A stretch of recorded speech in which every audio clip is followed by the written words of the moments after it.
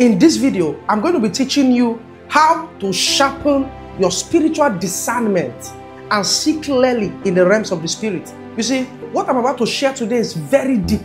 And I tell you the truth, the days where maybe you were deceived by somebody, or the days where you don't know what to do, those days are over.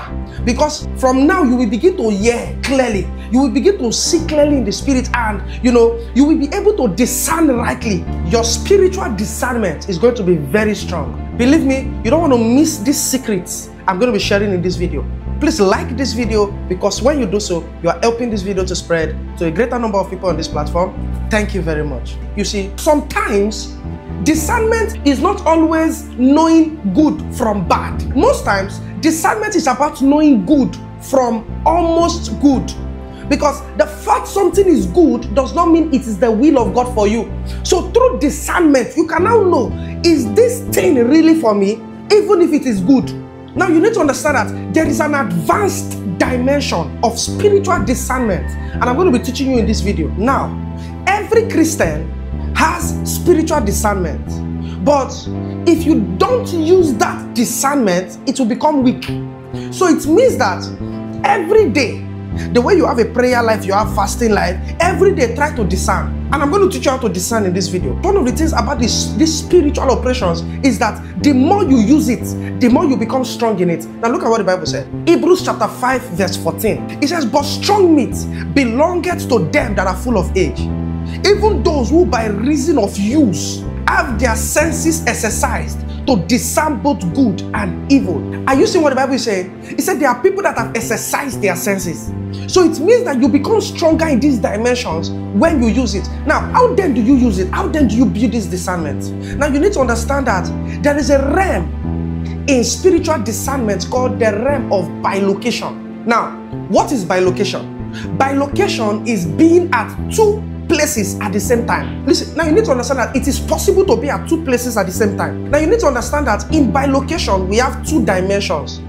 We have bilocation where you can be in two places at the same time in your body. Meaning, you are watching me right now. Somebody can call you that they saw you somewhere else preaching. It has happened severally. I've heard testimonies. People that, this oppression has, happened in their lives. A man was in his room praying, praying, and all of a sudden he's receiving a call from somebody saying, oh, thank you for blessing us in this meeting. Oh, we really appreciate you. And the person was like, oh, I didn't come for the meeting. What meeting was that? And the person on the other side of the call was like, are you not this person? Called the name, I think called the surname, described the brother. It was when it clicked, he knew that, oh, maybe while I was praying, the Lord had gone ahead. That person described him, said, but you're the one that gave me your phone number.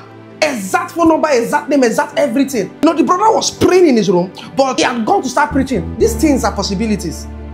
Now that is the dimension of bilocation, where you can be in two places at the same time. If you read 1 Corinthians chapter 15 verse 6, we saw this dimension in the life of Jesus. He said, after that, he appeared to more than 500 of the brothers and sisters at the same time. Are you seeing what the Bible is saying? The Bible did not say he appeared to them one after the other. He said he appeared to over 500 people at the same time. Meaning somebody was seeing Jesus now. Somebody else somewhere seeing the same Jesus. I don't know what to call it. This is more than bilocation. Because Jesus was at more than 500 different places at the same time.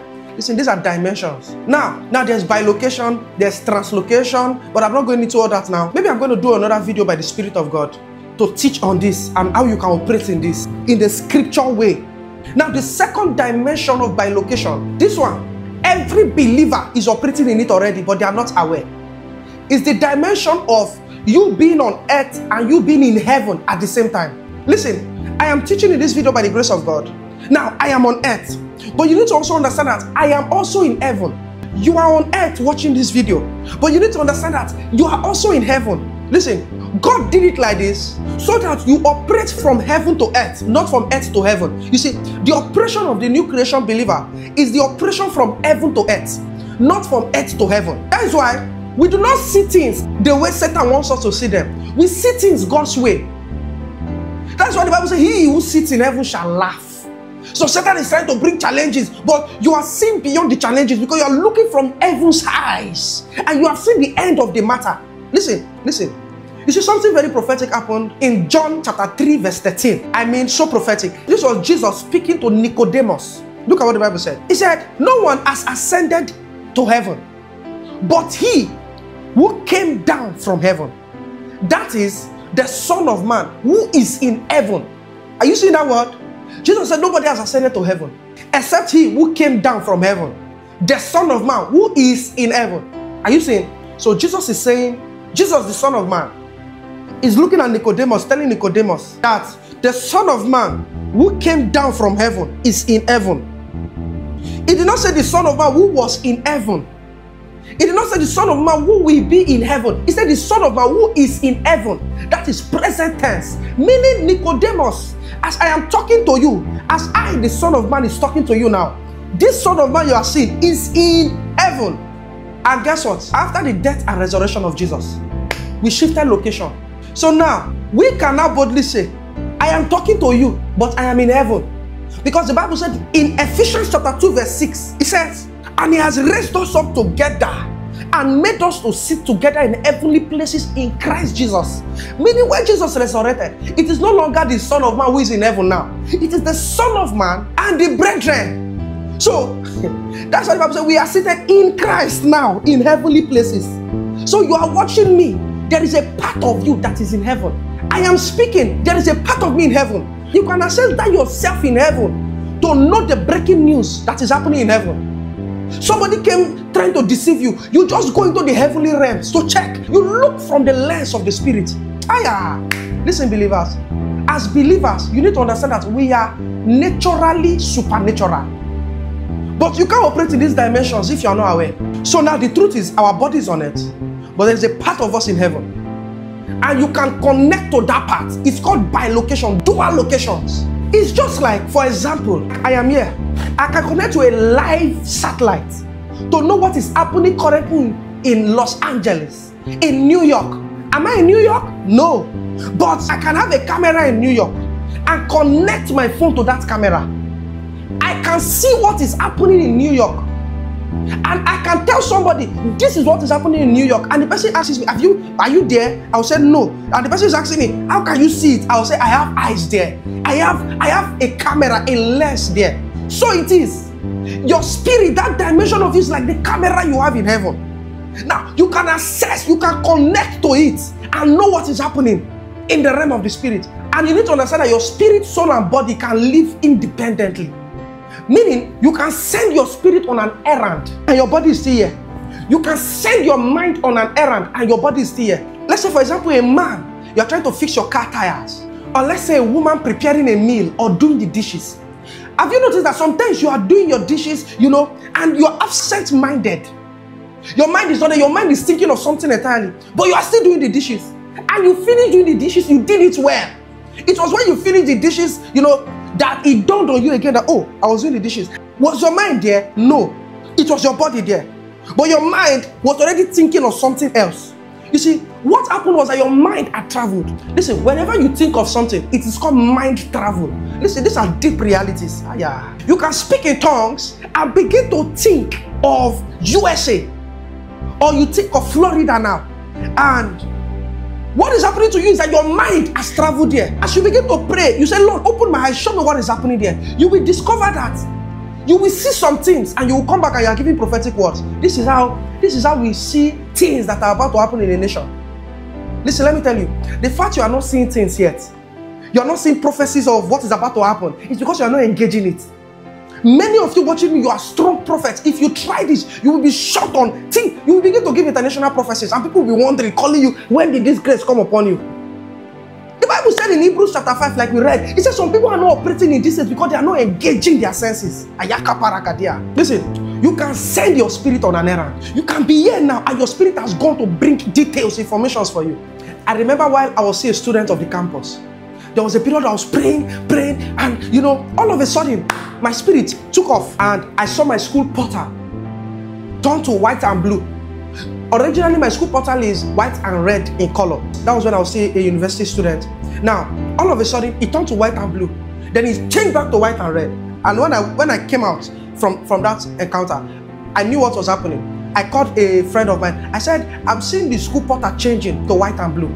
Now what I saw was that it's going to change and it's going to come back to white and red. Guess what? Lo and behold, the school portal started having issues. The school had to create another website, another portal, white and blue. And all of a sudden, when they sorted the original white and red portal issue, they now brought back the white and red. I was like, and you know, I was telling my friend, did you see what I was telling you? I was like, Kai. So it means that that is why when you pray for somebody, what is actually happening to you is that your mind is traveling to that person. You will begin to pick details. You will not say, I saw in the spirit. I saw you. That's why you see most prophets we love and honor today. If they want to give somebody a prophetic word, the first thing they say is, can I pray for you? You see, when they say that, is that their mind has been engaged. The mind is moving already. Listen, this is how we pick things. Somebody tells you, I want to give you a job opportunity. I want to do this for you. You tell the person, hold on, let me pray about it. When you go back home, this is how discernment is formed. You pray about it. You keep it at the center of your heart. When you keep it at the center of your heart, your spirit has moved. Listen, you are a divine possibility. You need to understand that there is no restriction to you. Your only restriction is your body. But there is something inside you called your spirit. That one is not restricted. You will sit down in your house and send it on errands. This is a scriptural. You know, Elisha, the prophet, rejected a gift. Guess what? The servant of Elisha took the gift. He went after NAIRA. He said, give me the gift. Now, the prophet was not aware. Now, Gehazi did it behind the prophet. Now, look at what the prophet said when Gehazi came back. 2 Kings chapter 5, verse 25. It says, when he went in and stood before his master, Elisha asked him, where have you been, Gehazi? Your servant didn't go anywhere. Gehazi answered. So Gehazi lied. Now look at verse 26. But Elisha questioned him, did not my spirit go with you when the man got down from his chariot to meet you? Is this the time to accept money and clothing, olive groves and vineyard? Did you see what Elisha said? He said, did my spirit not go with you? This same thing happened in 2 Kings chapter 6 verse 11. You know, the king of Aram, they were planning against the children of Israel. Elisha will be in his room exposing their secrets. And you see, the king of Aram thought he had a traitor in his midst. And he called a meeting. Who is betraying us? Look at what happened in 2 Kings chapter 6 verse 11. He says, the king of Aram became very upset over this. He called his officers together and demanded, which of you is the traitor who has been informing the king of Israel of my plans? Verse 12. Then somebody replied, it's not us, my lord the king. One of the officers replied, Elisha, the prophet in Israel, tells the king of Israel even the words you speak in the privacy of your bedroom. So the king will be speaking in his bedroom and Elisha will be decoding it. How did Elisha do it? What I told you in 2 Kings chapter 5. He said, did not my spirit go with you? So Elisha had learned how to send his spirit, how to engage his spirit. It is your body that is limited. Your spirit is not limited. Learn to send it. How do you send it? Psalm 77 verse 6. The B part. It says, I meditate within my heart, and my spirit makes diligent search.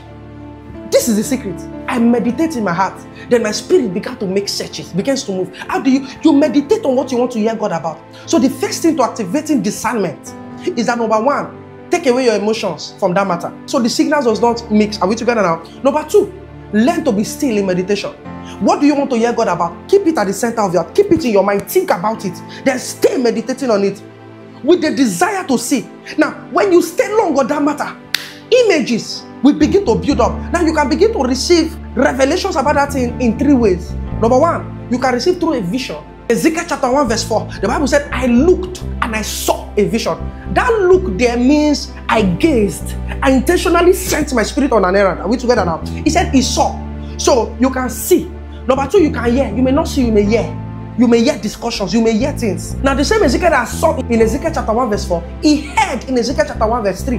The Bible said, and the word of the Lord came to him. Now the third dimension is knowing. You may not see, you may not hear. You may just have a supernatural knowing upon you. How did you know? You don't know, but you just knew. These are dimensions. Now in this realm, don't try to see and hear with your physical eyes and ears. No. You pay attention to the activities, to the image building up in your imagination, to the image building up in your mind that you were not originally planning to think. That thing you heard that you were not planning to hear. Are we together now? Don't try to form it, wait for it to come. That's a settled matter. Please tell us on the comment section what really stood out for you on this video. I will really love to read your comments. Please do not forget to also click the like button. Please also click the subscribe button. And please do not forget to hit the notification bell so that you always get notified whenever I post a new video on this platform. Thank you very much. God bless you.